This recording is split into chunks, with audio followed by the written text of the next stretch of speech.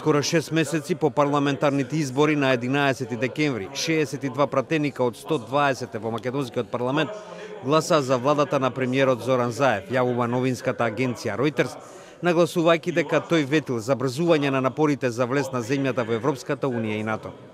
Агенцијата потсетува дека овие напори биле спречени поради спорот со Грција околу името.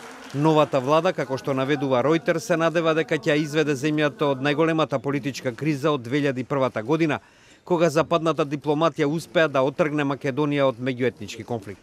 Агенцијата потсетува дека Македонија нема функционална влада од 2015 година, кога избувна скандалот со прислушуваните разговори.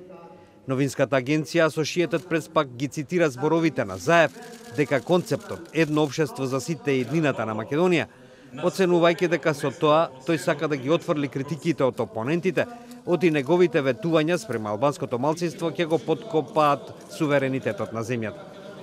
Агенцијата France Press, посочувајќи ја заложбата на Заев да работи за побрзо влегување во Европската унија и НАТО, наведува дека претходната влада, предводена од лидерот на ВМРО ДПМНЕ Никола Груевски, се оддалечила од оваа цел, посебно од 2008 година, кога Грција, како што се наведува, ставила вето на членството на Македонија во НАТО. Германската новинска агенција ДПА, наведувајќи дека Македонија во изминативе 2 години била виртуелно парализирана земја, го потенцира ветувањето на Зоран Заев за справување со корупцијата, како и за зголемување на животниот стандард.